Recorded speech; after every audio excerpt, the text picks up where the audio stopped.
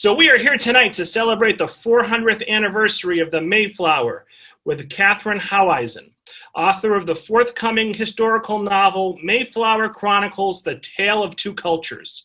Learn about the events in Europe that drove the separatists to the New World and their earliest encounters with the Pocono people.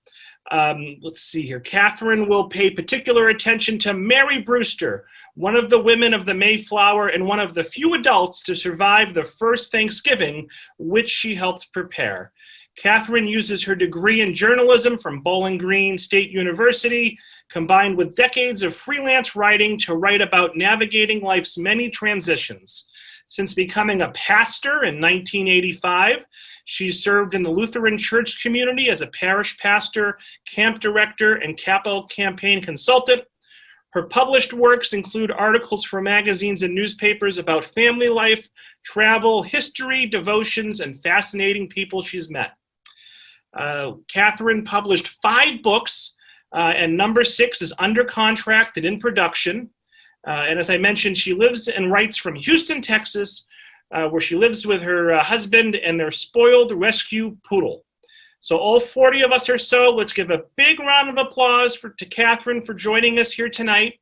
And Catherine, you can take it away. Thanks so much for being here. All right. Well, hi to all y'all from Houston, Texas. I'm excited to be with you tonight. Mary, Mary, quite contrary, how does your garden grow? With silver bells and cockle shells and pretty maids all in a row. Might that little nursery rhyme refer to Mary, Queen of Scots? Some historians are sure that it does. Others are equally sure that it does not. There is one thing that we know. We know that the execution of Mary, Queen of Scots was one link in a very long chain that eventually led to another Mary of that era sailing on the Mayflower. Now that may seem like quite a stretch to you, but let me introduce you to the other Mary and explain how the two are connected. The other Mary is a woman I've come to think of as the matriarch of the Mayflower. She was one of the older women on the ship, and her name is Mary Brewster. She's married to William Brewster, and we'll hear a little bit about him too tonight as we go along. Both Marys lived in England in the 1500s. It was a very tumultuous time. There were religious wars all over the continent. It was the extension of the Protestant Reformation that had started a century earlier in 1517 with Martin Luther in Germany. There was a lot of religious wars, a lot of political posturing, and those events are what laid the foundation for the future pilgrims to decide to take their chances on coming over to the New World. Mary Brewster grew up in northern England in an area called Nottinghamshire. It's about the midsection of the upper half of England. She was born in 1567, only 20 years before Mary, Queen of Scots, lost her head and was beheaded by political posturing that was going on. Scholars and genealogists do not really know much more about Mary Brewster until she became Mrs. William Brewster. There are 2 theories that they boiled it down to about which family may have raised her. For the sake of my historical fiction about this chapter of history, I have gone with the went with theory, which I'll explain to you in a little bit. So we really don't know much about her childhood, but we can imagine that being a maiden in the 1500s in England, she probably expected that she would grow up and marry and raise children. She did all of that, but she did a great deal more. The more I learned about her, the more fascinated I was with her history. Mary's destiny as a future passenger on the Mayflower was sealed in 1591. That is the year that she married William Brewster. William Brewster would become the spiritual leader, or we might call him the lay pastor of the Pilgrim group when they sailed. He had already become an elder, or you might think of them as a deacon in the congregation when they emigrated to Holland. They were there for about a decade before they came over on the Mayflower. The community in Holland came up with a brilliant plan. They would send some of the group over to the New World to try and establish a settlement. They weren't the first, Jamestown was. There had been a couple of others that failed. So they would go ahead and see if they could establish a settlement. And if they succeeded, the others would come over on later ships. But if they failed, they'd be able to come back to Holland and pick up their life where they had left off. So that was the brilliant plan. And when they left their pastor behind, William Brewster became the lay pastor of the group. Mary, by virtue of being married to him, I imagine, became the unofficial and definitely unpaid associate lay minister of the group. Because even today, that's how it often goes. The clergy spouses, in those days, they would have all been wives, become unpaid secondary staff, often providing pastoral care for particularly women and children. So we can list Mary Brewster's accomplishments as a wife, a mother, and perhaps an unofficial lay minister to the congregation. I grew up knowing that I am related to William and Mary Brewster. My mother was a reference librarian. She spent her early retirement years doing all the research to confirm all of this. So I grew up hearing the story of Thanksgiving twice. I learned it as a school child, as I imagine that you all did. And then I learned it again as our family history. You're all very familiar with this story. It goes like this. In 1620, a group of English religious refugees got on the Mayflower, came over to North America, established Plymouth Plantation, which is now in Plymouth, Massachusetts. They had a very hard first winter, but most of them, or half of them, survived it and wanted to have a celebration. So they hosted the Thanksgiving feast and invited in the neighbors, the local Indians, to celebrate with them. Those things actually did happen. We have that documented in various diaries and letters and things that we have preserved. But it leaves out an awful lot of important details, and it skips a lot of the important backstory about what really motivated them to come and what really happened to them when they got here. So tonight I want to fill you in on some of those details and get you better acquainted with this woman that I think is really a remarkable woman. I think her sacrifices and leadership among the Pilgrim group deserve more credit than just being listed in history as, oh, by the way, William had a wife and her name was Mary. So I have come to think of her as the matriarch, and I think by the time we finish tonight, you may agree with me. So let's dive into it. We're going to do this in 3 sections, and I'm going to pause for questions after the first 2, and then I can gauge how much more to tell you so I can expand or shorten the presentation as we go along. So the first section will be about her early childhood and her life in Scrooby, England with William Brewster and the birth of her first 3 children. The second part will be about their exile in Holland. And the third part will be about their sailing on the Mayflower and what they encountered when they got here. So I'm going to start with a slideshow here. So I need you to give me a second here to get it set up. And you can be looking at something more interesting than my face here while we're going along here this evening. So here we go. Okay, the Pilgrim Path began in Scrooby, England, came through Holland, and eventually ended up in Plymouth, Massachusetts. So Catherine, we actually don't see your slideshow. Oh, because I haven't shared my screen yet. I'm sorry. Thank you. Yeah. All right, so I have to close that down for a second to share my screen. I apologize. Thank you for catching that. Okay, now you're going to see the PowerPoint presentation that I want to share with you, I hope. Come on. There. Are you now seeing the Pilgrim Path? Yes. Great. Okay. Okay. So Mary was born in Nottinghamshire. We don't know exactly where because we don't know who her parents were for sure. But it was probably near Scrooby because she knew William Brewster and that's where he was from. It's located about 130 miles north of London. William Brewster, we do know, grew up in Scrooby. It's a very small village in the region along the North Road.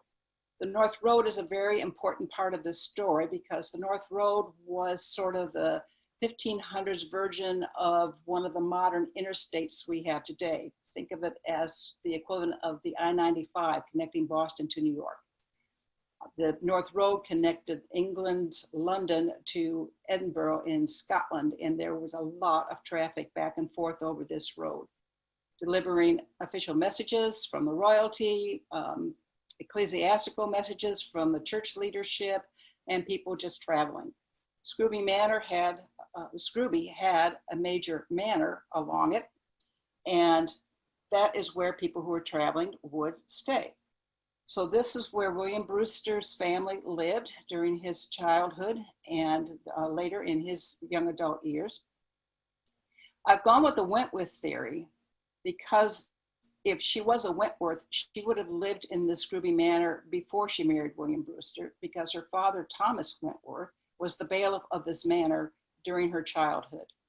And then when Thomas died, William Brewster's father became the bailiff of this. At that point, the Wentworth would have had to move out. The Brewsters moved in. William Brewster was 10 when he moved in. And again, Scrooby is a very tiny village, so there's no way that these families would not have known each other and interacted frequently.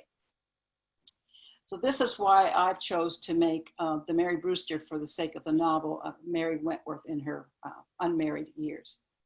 This was a very important place politically, socially, religiously.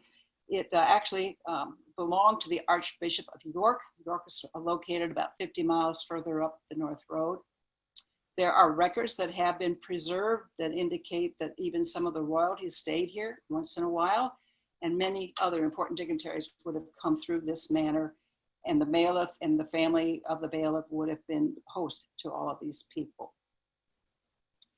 So Mary Brewster married William Brewster in Scrooby in 1591. We don't know exactly where, but we do know that they got married at this church. In the time that they got married, this church was called St. James. Today is called St. Wilfrid. I don't know why. I haven't been able to track that information down. It is a worshiping community. However, I had not been able to track down anybody who could tell me much about it before I went to visit it in person, so I did not get to go inside. But I did walk around outside a lot. There are Brewsters buried in the cemetery there. I'm sure there's some kind of extended family to William Brewster of the Mayflower, but I didn't take time to research all of that. So we can make Mary Brewster is now a wife, a mother, and when she married William Brewster, she became the mistress of the Scrooby Manor, hosting people from very far away. One of the guests who came here is probably somebody that you don't know about, but he's an important part of his story. His name is Sir Henry Kilgore. At first, he was an ambassador in service to Queen Elizabeth, and he visited here at Scrooby Manor along with a young man named William Davison, who's going to play a very important part in young William's life. Henry Kilgore and young William Davison came here in July of 1566. They came because they were on their way to do royal business to deliver a message to Mary, Queen of Scots, up in Scotland, to congratulate her on the birth of her son, James. This James would grow up to become King James, the King James, as in the King James Version of the Bible. But in that year, he was a newborn baby. He had been born on June 19th, 1566. And it was only appropriate that the Queen should send greetings to the newest arrival into the royal family. Extended family. Mary, Queen of Scots, and Queen Elizabeth were first cousins. So William Kilgore stopped off here to visit for the night, to rest with William Davison, who would return later and recruit elder William Brewster to be his associate, his clerk, his secretary. But at that time, William Brewster was probably a toddler. He was born, depending on which source you go with, he was either born in 1564, 1565, or 1566. And it's not that we don't know, is that people recorded things differently back then. Sometimes it was done from memory and it was the best guesstimate that they could recall. It's just very confusing to try and get accurate dates from that far ago back in history. But he was born around that time. Young William was 10 years old when his father became the bailiff of the manor and moved into that manor. Mary was probably a year away from being born, so we had to wait a little bit for her to show up. We do know that they got married at this church, and we do know that life was calm in Scrooby for a while. So I'm going to give you a quick overview of William Brewster's life, because Mary was very involved in William Brewster's life, and what happened to him is eventually what's going to happen to her. So One of the things that happened to William Brewster, that he was the only one on the Mayflower that had this experience. He got to go to college for a while. He went down to Cambridge. He was enrolled in the Peterhouse College, which is part of the Cambridge University system. He started there in December of 1584. He did not stay there very long, and we don't know exactly why. One theory is his father was sick and he needed to go home and help take care of things at the manor. But we do know he studied here for a while. And this was a pivotal part of his young adult life because he met many of the future martyrs of the separatist movement while he was studying here. Both the faculty and the students that he was going to school with became very involved with some of the religious rebellions against the established Church of England. And this is where the seeds of his interest in the separatist movement were started when he went to school here. So he studied here for a while, and then he had to go on back home. He went back to England and helped his father. And then when his father died, he became the bailiff and settled into life in Scrooby. For a while, things were calm. He and Mary had 3 children. I'll get to their children here in a minute. But shortly after he got back to Scrooby, William Davison showed up and wanted to recruit him to become his helper, his aide, his associate. This is before he married Mary Brewster. So William Davison recruited him in 1583 and took him with him on his travels. He started out as an ambassador to Queen Elizabeth I. He did so well and got such high praises for his work that he was promoted to her Secretary of State. He traveled with William Brewster back and forth across the English Channel quite frequently. They spent a fair amount of time in the Netherlands. They played an important role in keeping relationships between England and the Netherlands smooth. There's a whole lot of political history to that I don't have time to get into tonight, but Davison and William Brewster with him were an important part of all of that. Things went really well until Mary, Queen of Scots, got in trouble and was beheaded. And this is the link now to the Brewster story. Davison, as the Secretary of State, was a member of her Privy Council. It fell to him to get Queen Elizabeth to sign the death warrant. She dithered back and forth for weeks. She wanted to be done with the threat from Mary, Queen of Scots, who was in prison, but that didn't stop her from corresponding with people who were trying to overthrow Queen Elizabeth and restore the country back to Catholicism. So although she was in prison, she was a threat, and the Privy Council was urging her to behead her as a traitor. But on the other hand, it's not good for your political career to have a reputation of executing other monarchies. So she was very reluctant to do it, but she finally signed the death warrant and then told Davison to deliver it immediately, to be processed and delivered so the execution would be carried out. William Davison did all that. The next day, Queen Elizabeth changed her mind, and then she said that she had never told him to deliver the death warrant, threw him under the bus, put him in the Tower of London, and that left William Brewster without a job. He stayed in London for a period of time, but then he was getting word that maybe his father needed him back home, and there really was nothing else he could do because Davison was in the Tower. He could visit him, but he couldn't really do anything else for him. So he went back home. That's where he picked up where he had left off with Mary Brewster. I don't know much about their dating or their courting, but I do know that they got married in 1591. And at that point, they moved into the manor together. She became the mistress of the manor. Their first child was born in 1593. They named him Jonathan. They didn't have another child until Patience was born in 1600, a gap of 7 years, which was unusual for women in that era. So we don't know if maybe there were some stillborns in there. We don't really know what happened. It's not recorded. We just know the next baby was born in 1600. She was named Patience, I speculate, because they had to wait so long for her to show up. So that's not documented any place that I know of. That's just my imagination, so take it for what it's worth. Sometime though, around 1602 or 1603, those roots of separatism that had been planted in William's head when he was down at Cambridge began to take root and grow. there was a group of separatist clergy that were preaching not very far away from Scrooby. And one of the communities was Babsworth, another one was Gainsborough. Now the separatists and the Puritans are two different groups. They get all lumped together as one. But the separatists have this idea that it was hopeless to reform the church the way it was. The only thing to do was withdraw and go back and create more of a first century kind of a Christian community. The Puritans didn't think it was hopeless. They just wanted to purify the church. Well, some of these separatist pastors were preaching very close to where William was. One of them in particular was Richard Clifton. So in 1602 or 1603, William decided he was going to go up there and start listening to this man. That's where he met William Blackford, who is almost a generation younger than him. He was a young, not even a teenager yet, when William Brewster first met William Blackford. But the two of them got acquainted and struck up a friendship that lasted for the rest of their lives until William Brewster died many, many years later. But William Brewster was going up there. Mary went with him.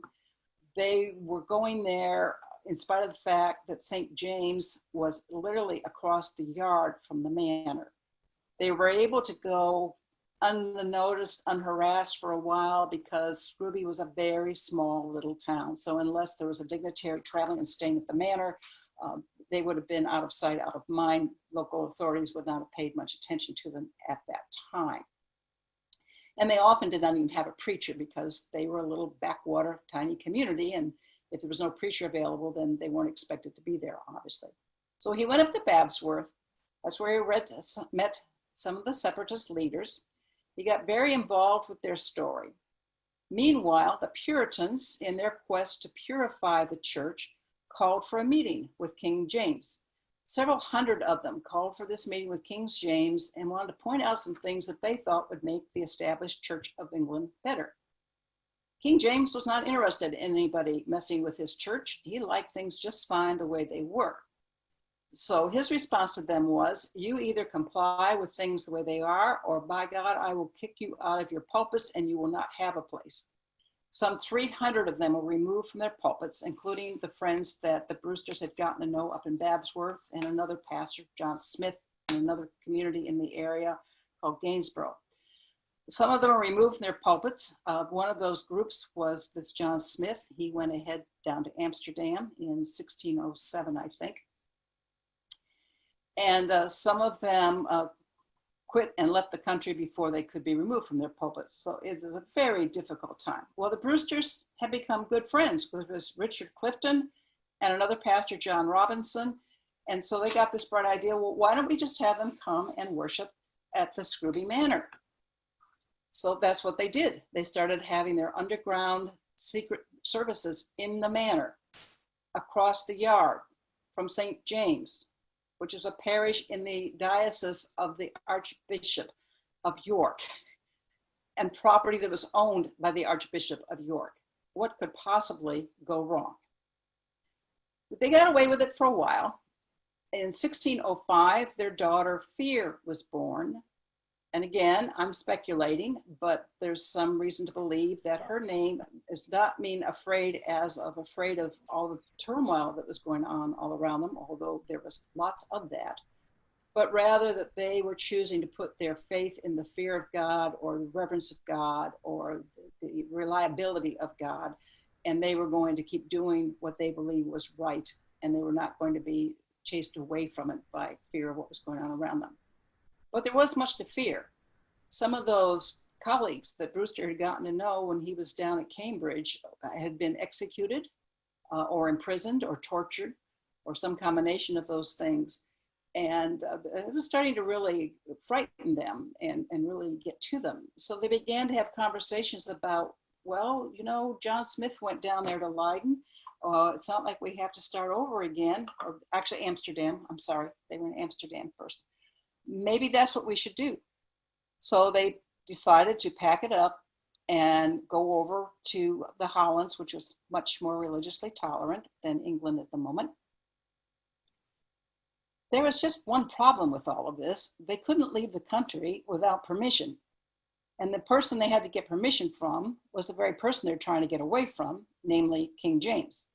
So they had to decide how they're going to do that. And at that point, they decided to go with the theory it's easier to get forgiveness than permission, and they would sneak out of the country as illegal immigrants to another country. So now we can list Mary Brewster's portfolio as wife, mother, mistress of the manor, and illegal immigrant.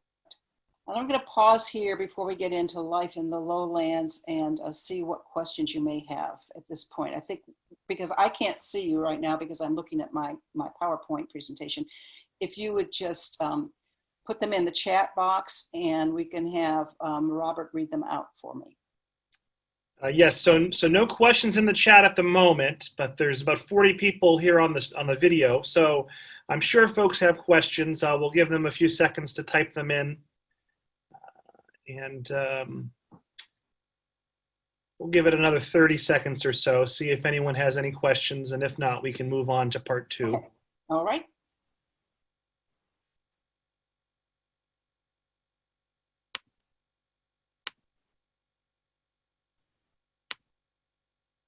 See. Some positive comments, but no questions for now. Okay. Why don't we move on to part 2, and if a question comes in late, we'll address it at the end of part 2. All right, so we're going to leave. They make arrangements to hire a ship master. In those days, they called them ship masters, not captains. They had to meet him in Boston, which was some 60 miles away from Scrooby. So I'm sure all of you have had the experience of moving. You know that is a lot like work.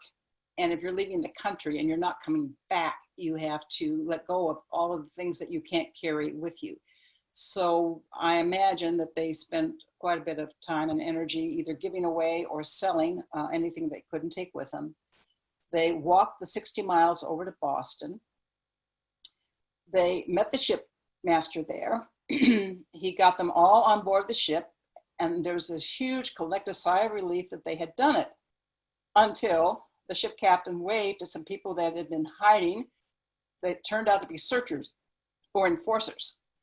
These were people who were constantly out searching for people that were doing things illegal and turning them in. They're basically bounty hunters.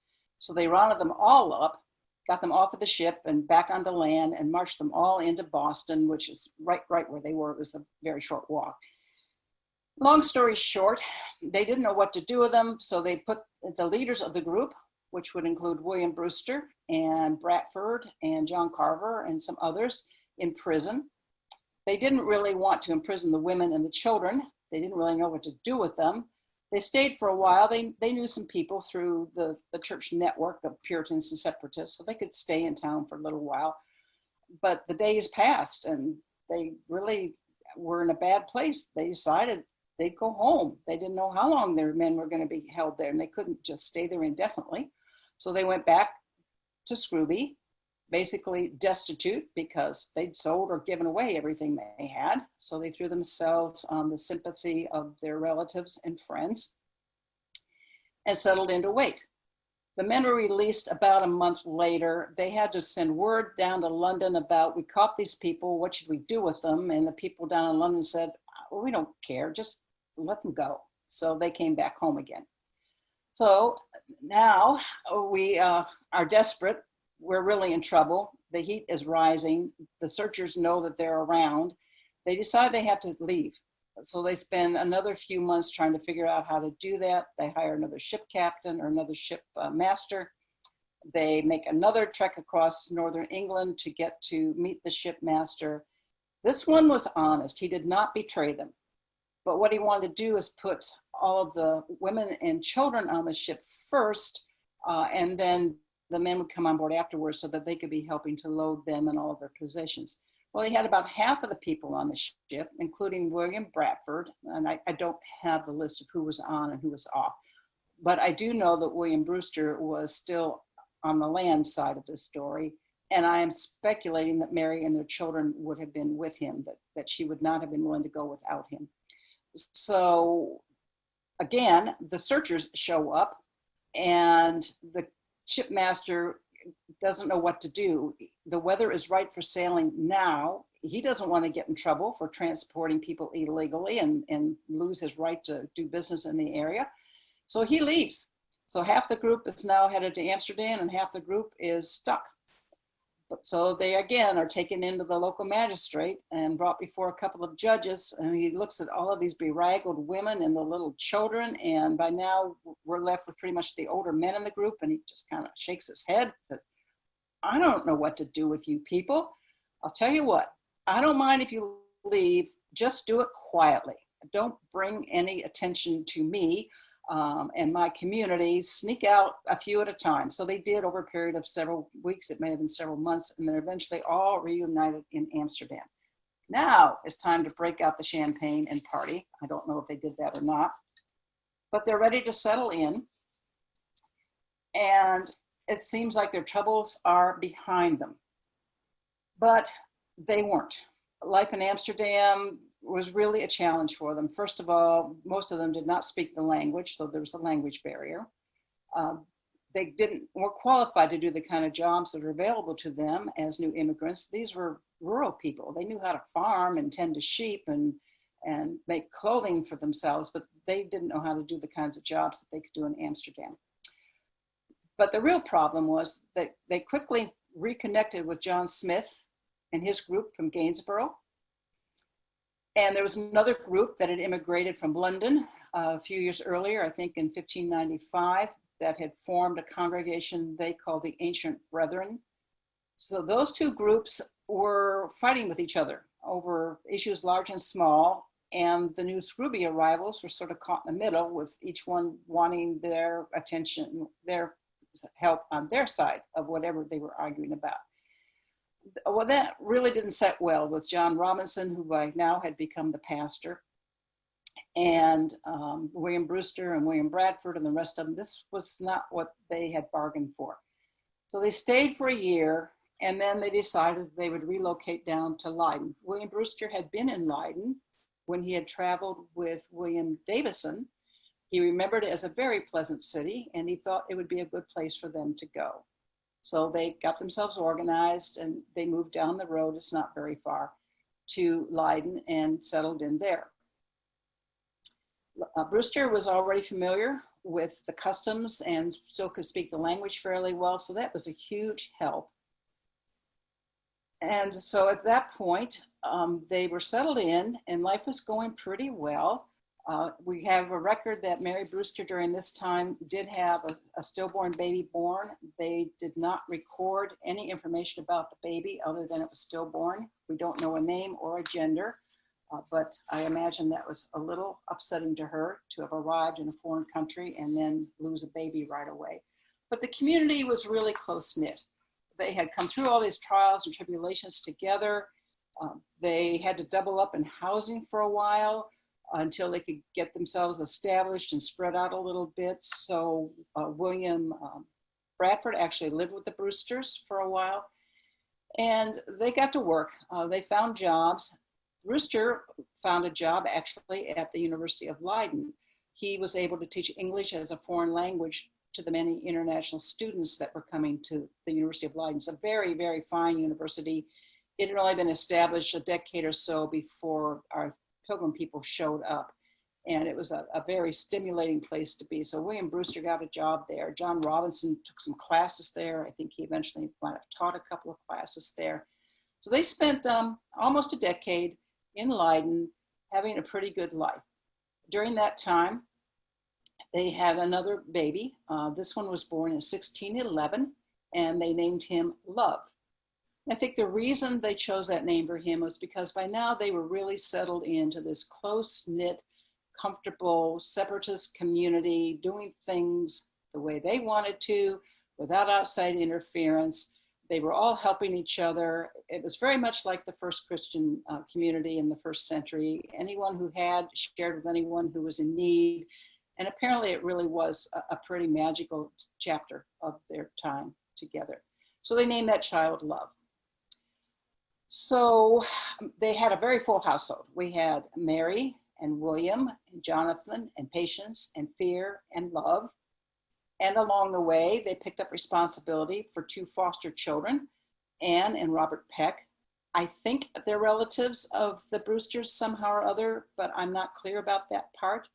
All I know is that William made arrangements with his half-brother back in Scrooby to pay the transportation for these young people to come and live with them in Leiden. So they had a very full household. But they did what they could to support themselves. So now we can name Mary Brewster's qualifications as wife, mother, mistress of the manor, undocumented immigrant, and foster mother to 2 orphans. Their last child, Wrestling, was born in 1614. Although life was really good in Leiden, things were still really not good in the rest of Europe. There were regular people being tortured and executed and harassed, and it was just a very difficult time. It was a huge tug of war between Catholicism and Protestantism over which one was going to be the dominant one in any particular location. And so I think that is why they named that child Wrestling, because there was a lot of wrestling going on. They were already beginning to wonder if maybe they couldn't have a place of their own in this new world that they were hearing about. You know, Jamestown was established a decade earlier. They knew about that. They were hearing lots and lots of stories about that. There was a lot of commerce going on back and forth. So I think the seed began to really take root in about 1614. But they could have a place of their own, and what would that be like, and how would they pull that off? Well, they talked about it for a while. And then the thing that, well, I'm going to pause here for a second to give you a little tour of Leiden. This is St. Peter's Kirk. This is in the center part of the old city, and this is where they weren't members of this church. They were unofficially affiliated with this church. Their records of baptisms and marriages and deaths and all that were recorded in this church, and they all lived within a short walk of this church. Today, that church has been turned into a venue event. It's not an active congregation anymore. It's been turned into a venue event, but it's also a tribute to John Robinson. He stayed behind. He was a much beloved leader in the community, and they established a memorial for him clear back in 1891, probably when all of the people from the United States started showing up as tourists saying, where was John Robinson? So they decided to make it official and put something up for him. When they had to sail to America, they had to take a group of strangers with them because the people who were financing the trip were very afraid that they wouldn't be able to generate enough income to reimburse them for their investment in the project. And so they sent a group of strangers with them, and they became known as the Strangers and the Pilgrims, or the Strangers and Saints, as they sometimes called themselves. So there's a plaque about that at St. Peter's Kirk as well. Why am I not advancing here? There we go. This is an archway to an alley. The back end of that alley, you turn the corner, you walk the length of a couple football fields, and you're at the backside of St. Peter's Kirk. Today, it is known as Brewster Alley. Obviously, in those days, it was not, because they didn't know yet he was going to be somebody famous. All right, am I not advancing the slides? There we go. This is a blow up of that little plaque, which is very hard to read, but it basically says that this is the site where William Brewster established his printing business. And it's on the arch down that alley I just showed you. This is the University of Leiden. It's still a very modern, influential university in Europe. Many people go there from all over the world to study. They met there for a while until they had a place of their own where they could meet for their worship services. This is the master suite of not the Brewster home. It's just a home that's been preserved from that era. But during the daytime, they would store all the bedding in that little cubby hole. And then at nighttime, they get the bedding out, and the kids would get to sleep on the floor by the fireplace, and the adults would sleep in there with their backs against the wall and their feet facing each other. They believed it was healthier to sleep sitting up. So that was the bedroom. I'm wondering if you can guess what this is. It could be a door to the outside. It could be an extra closet, or it could be their version of indoor bathroom. Some lucky person had the job of cleaning that out. There was a pot underneath there that they could get to and clean out on an as-needed basis. And this was not a high chair because it's down at floor level, but they would put a toddler in there, and the child could kind of walk around like the modern little things that kids scoot around in today. It was a way to let them move around, but keep them out of the fireplace for one thing. But this is what I really want to show you. So William Brewster, a century after Martin Luther launched the Protestant campaign, Protestant Reformation, with all the pamphlets that he printed, thanks to Johannes Gutenberg, William Brewster got into the printing business. Another sympathizer, Thomas Brewer, gave this to him. I imagine Mary was thrilled when he came home with this. It was set up in the garret of their little house in Leiden. And he printed regular things, but he also started printing very controversial things. I don't have time tonight to go into all of that. But they would print these things and then smuggle them back into England. He printed them under a fictitious name, but even so, people eventually traced it back to him. King James did not appreciate this. Now, the Dutch people had been very kind and generous to their immigrant friends. As long as they had jobs and took care of themselves and didn't cause trouble, they didn't care what they believed or how they practiced or where they worshiped. But they couldn't afford to be in trouble with the monarchy of England. They were a small country caught between France and Spain, to the south of them, and England on the other side of the channel from them. England had been very good to them in helping them fight off some other people earlier in their history. They could not afford to upset the nobility in England. And so when they started sending searchers out to look for them, they had to cooperate. And so they basically let them come in and search and confiscate his printing press and take it away. They would have arrested William, but he wasn't there. Somebody had tipped him off, I think. So he was in hiding. And he was in hiding for most of the next year or two until they actually sailed. He would show up periodically on both sides of the English Channel. There were sightings of him in London. There were sightings of him back up near Scrooby. There were sightings of him in Holland, but he just kept moving. So now we can add to Mary's resume that she was also, for all practical purposes, a single mother. So they were making plans to establish a new settlement across the Atlantic Ocean. There were many trips back and forth by various people in the Leiden community. There were a lot of correspondence. We have records of most of it. But long story short, they attracted a group of investors that were called the Adventurers. And the Adventurers agreed to fund them if they would work as indentured servants for 7 years. So everything that they made or caught or grew actually belonged to the investors back in England, and they could keep enough to keep from starving, but they were expected to send the rest of it back. And then after 7 years, they would be free to do whatever they wanted to. So they lined up the two ships. They hired two, the Speedwell and the Mayflower. The plan was that the Speedwell would stay and they would use that to go up and down the shore to launch a fishing business. They didn't know anything about fishing. These were inland people, but they figured they could learn. And then the Mayflower could return back. And then that way also, if things didn't go well, they would have a way to get back. So they hired some people to come with them, including a couple of professional sailors. The Adventurers didn't think they knew enough to make a profit for them. So they assigned these people to go with them that they thought could make a profit for them. And they also assigned Myles Standish as their military person to protect them from pirates on the journey over or from natives once they got there if they needed that kind of protection. So they're all set to sail. They hired the two ships.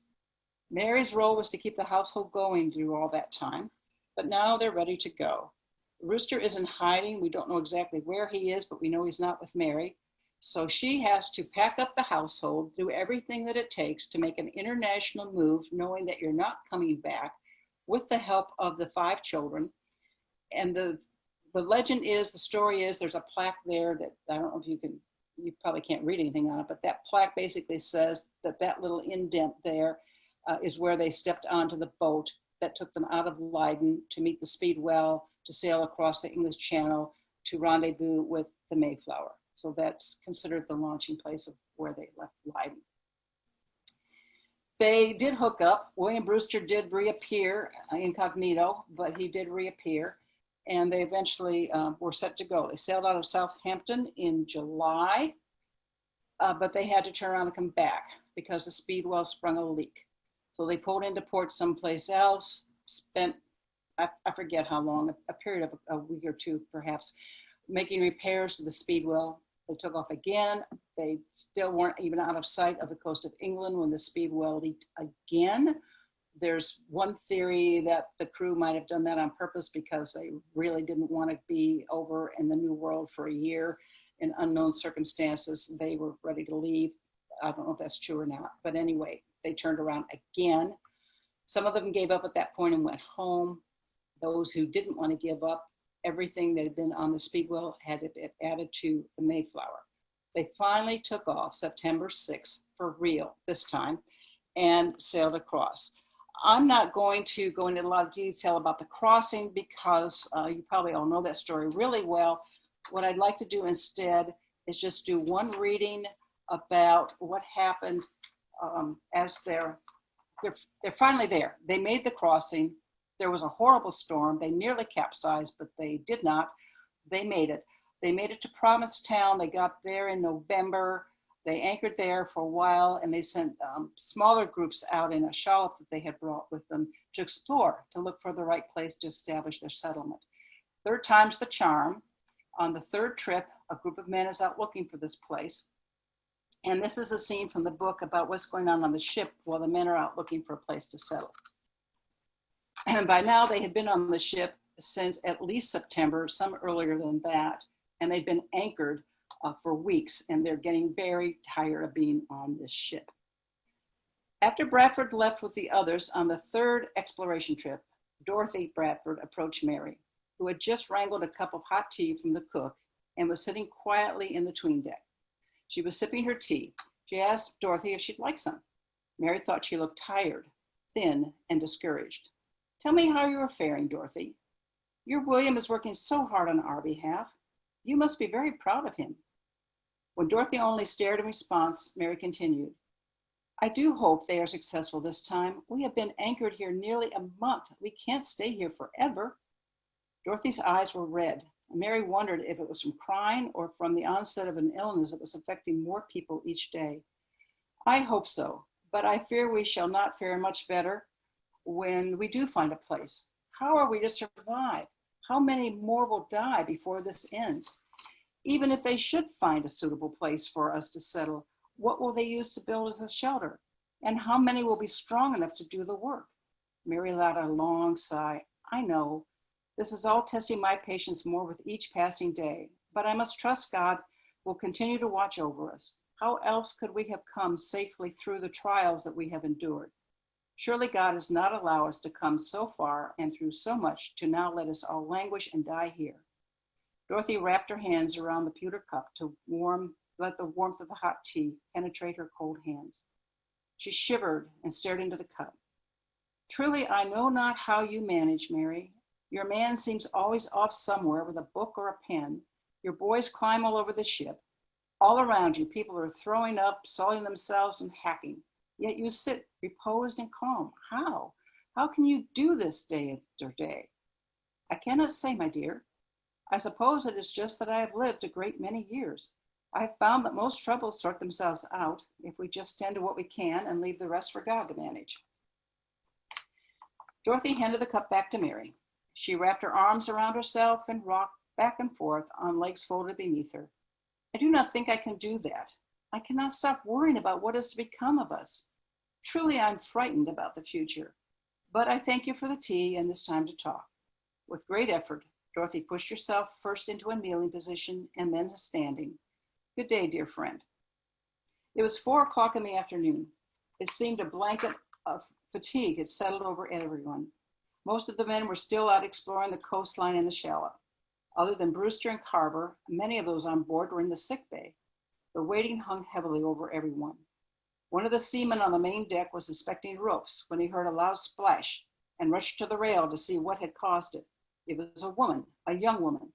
She flailed her arms about and bobbed up and down in the water like a cork. She had ingested seawater and was trying to spit it out. "Man overboard! Man overboard!" A half a dozen sailors came running. One grabbed the long hook they used to haul up nets of fish. He and another sailor handed it down to the woman. She reached for it, but lacked the strength to latch on. The weight of her wet, heavy woolen skirts combined with the waves, kept dragging her under. Each time she almost had her hands on the hook, another wave pushed her away from it. Then she quit reaching. The men tried desperately to ensnarl her in the hook, but without her helping them on the other end, their attempts were futile.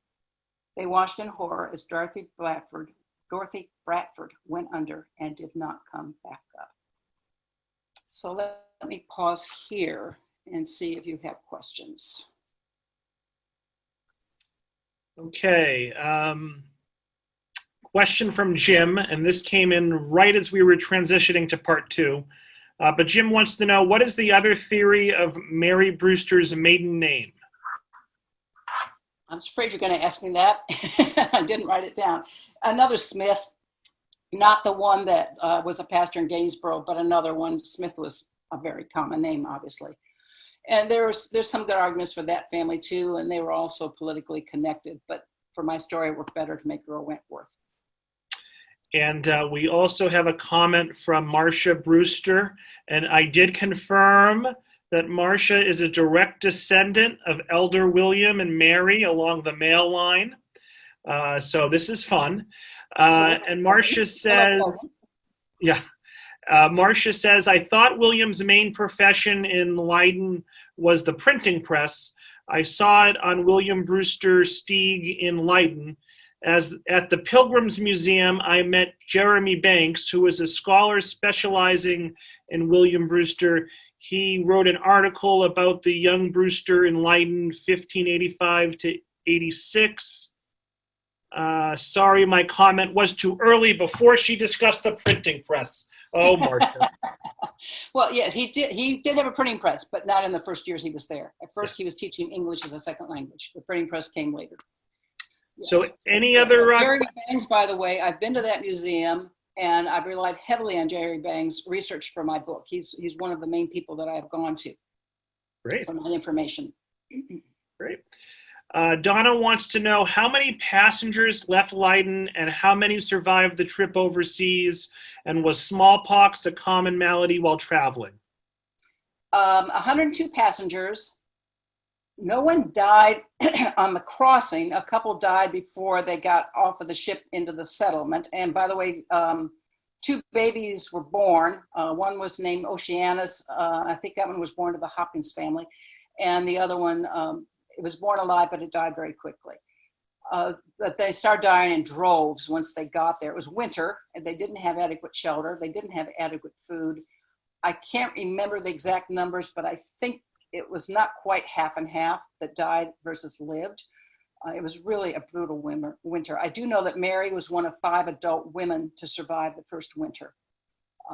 So she ended up being a surrogate mother to an awful lot of orphans and a lot of young single adults who had lost their parents. So it was really a rough time. And there was a third part of that question. Oh, smallpox.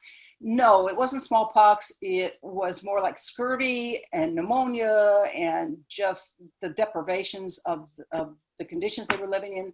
Smallpox may have been the culprit that wiped out 70% of the native population before they got there, though. Smallpox ran rampant through the native population in the area. Gail has just a positive comment saying, fascinating talk. Thank you, Catherine. Stay safe in Houston. Diana asks, who were the other adult women that survived?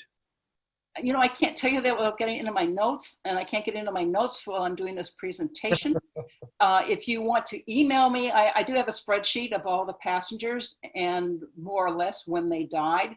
If they died early, if they died in that first year, if they went on to live a long and happy life, then I haven't done the research to find out their death dates. But if you want to email me and let me get to the slide where I have that information, because I see we're coming to the end of this and I want to honor our time. This is not Mary Brewster. The camera wouldn't be invented for 200 more years after she lived. This is Mary Brewster's great ×9 granddaughter and my great grandmother. Then this is where we lose the Brewster name in my line of the family. So I put her picture up there because I think that may be what she sort of looked like. This is the book, Mayflower Chronicles, A Tale of Two Cultures. We're still on track to have it come out in September. We're still hoping for September 6th, which was the date they finally pushed off from England and didn't turn back. COVID-19 has not been helpful in this adventure, but we're doing our best to get it out on time. If you want to correspond with me later, you can reach me through my website, which is just howwisethen.com. And there's a way to email me through there, and I promise that I will respond. And then for those of you who are really interested, these are not all the books. I literally have a library now of books on this subject, but these are many of the books that I relied on. Ken Follett's book is historical fiction.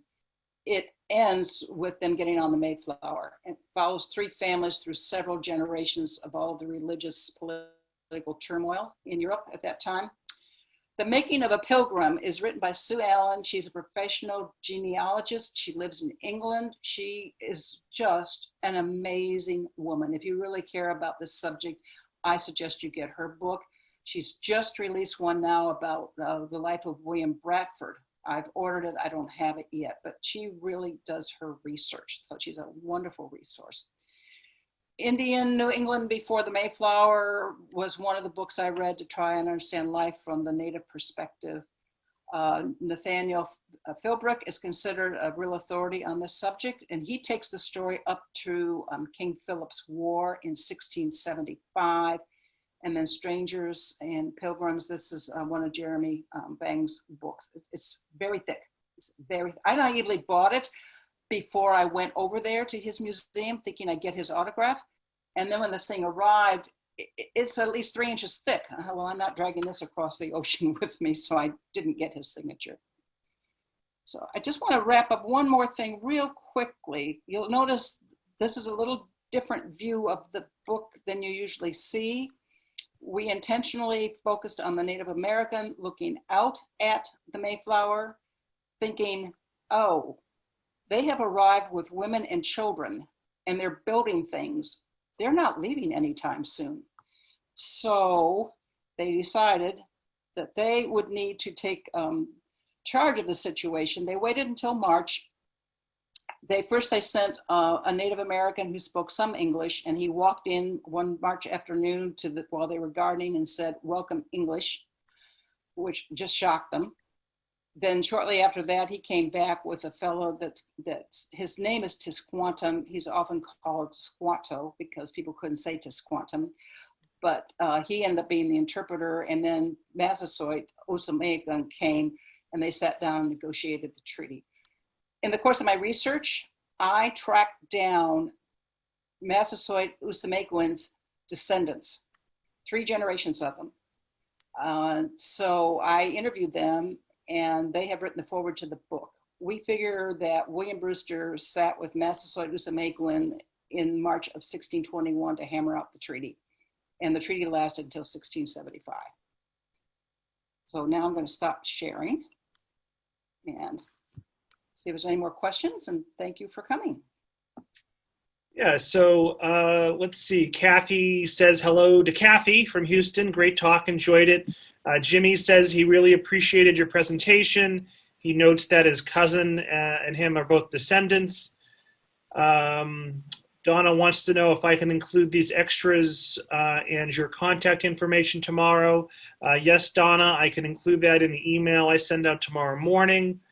Marcia would like to connect with you via email. I will send out Catherine's email with Catherine's permission. Is that okay, Catherine? You have my permission. My only request is if you contact me, please put something about library lecture so I know that it's a real person and not just more spam mail coming in. Did anyone have any final comments or questions for Catherine? I'm on the phone. May I ask a question? Absolutely. Go ahead. It's actually 2, and they're unrelated. I'm sorry. One, we are descended from Peregrine White, who was, I believe, the only infant born when they got here to survive, son of Susanna White. Do you have any fun stories about Susanna? And also, when Brewster's boss was put in jail as part of a conspiracy against Mary Queen of Scots, she obviously ended up being executed. Did he get released? Yes, he stayed at the tower about a year. He was not executed, which was her original plan, but the Privy Council surrounded him and talked her out of that idea. But it ruined him. His health suffered tremendously. He was a beaten man. He and Brewster stayed in touch a little bit, but he was done at that point.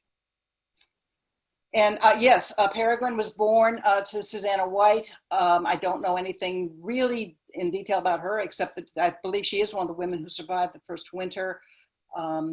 She shows up in the book. I've mentioned as many of the passengers as I can in the book, but my focus has been the story through the perspective of the Brewsters and the natives. And it's a big story with a lot of people, so I had to kind of pick and choose what I could include. Thank you. Great. Thank you for the question. In the chat, Sonia points out that she's directly descended from William through his son Jonathan. Rebecca in the chat says, William and Mary are my husband's 12th great-grandparents. Mm-hmm. I think we're having a family reunion. We may not even realize it, Catherine. I think. Well, so I have to say that the low point of the whole COVID thing for me, and I realize it's a gnat-sized problem compared to what many have to deal with, was when they sent out the email that all the events in New England for this fall were canceled, because we had a Brewster family reunion lined up. My brother and I, who's been on here tonight, we had tickets to the banquet. We had made reservations at a bed and breakfast in Brewster, Massachusetts, and that was the low point of COVID for me, that was all canceled. Yeah. But we'll do it again another year. There you go. We'll celebrate the 401st anniversary next year. We'll celebrate the 400th anniversary of the signing of the treaty. There you go. Yeah. I don't really see any of the more questions. A lot of positive comments in the chat and more people claiming to be descendants. But so we'll end it here. Catherine, any last words for the group? Well, just to say, we are a very large family. The statistic that I have heard is 10 million descendants of Mayflower passengers, not all William and Mary, in the United States, and 35 worldwide. So we are a very large family. But I also would like to say, as proud as I am of our heritage, I'm equally committed to getting the native part of the story told, because it went well for a generation. And then when Massasoit, Ustamegon, and William Brewster and the original leaders died, younger generations didn't see the wisdom of what they had done, and then literally all hell broke out. So I'm really motivated to tell that part of the story, that it started off strong, it took a nosedive, and maybe it's time to go back and rethink what the first response to the two cultures was. All right. Well, we look forward to your book being published in a couple of months. I know the library will be receiving a copy. We appreciate that. And I just want to thank everyone for coming out tonight. I will be sending that email out tomorrow morning. Thank you all again. Everyone stay safe, especially those from out of state. We had someone from Washington and Florida and Texas, of course. So everyone stay safe, and we'll see you soon. Thank you. Thank you so much for the chance to do this. It's been great fun. Great job, Catherine. Have a great night. Good night.